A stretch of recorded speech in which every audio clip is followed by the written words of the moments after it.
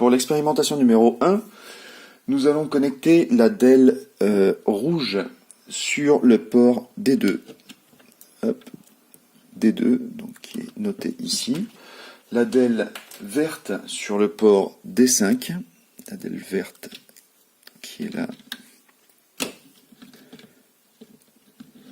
Sur le port D5 qui est ici. Le bouton poussoir sur la DEL 4, sur l'entrée 4, pardon. Le bouton poussoir, donc l'entrée 4 est ici. Le bouton poussoir est là. Et nous allons finir avec le buzzer en D8. Le buzzer qui est ici, en D8.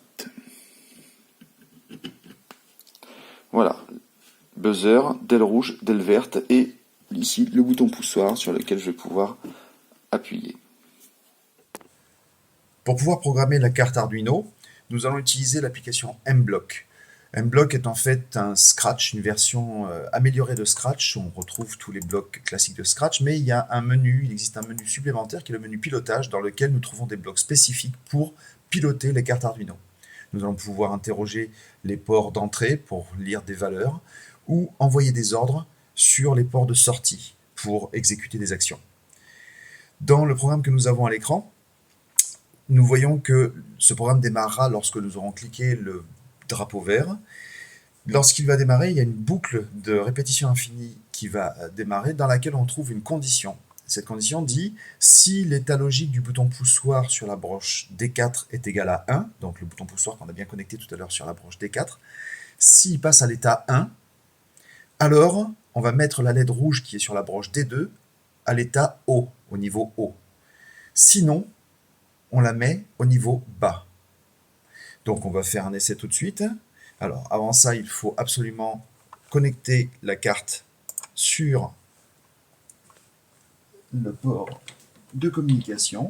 Donc je vais connecter mon câble USB sur le port de communication. Ce câble est connecté à l'ordinateur. Je vais dans le menu connecter de Mblock. Je vais ici connecter le port de communication. Moi je sais que c'est le COM30, mais ce numéro peut changer en fonction de l'ordinateur. Donc à vous de vérifier quel port apparaît lorsque vous connectez la carte. Ensuite, je vais toujours dans le menu connecté aller téléverser un microprogramme de communication. Ce microprogramme va permettre l'échange d'informations entre l'ordinateur et la carte Arduino, ce qui fait que nous pourrons voir en direct ce qui se passe lorsqu'on va récupérer des valeurs, ou nous pourrons envoyer des ordres, exécuter des ordres directement depuis l'ordinateur.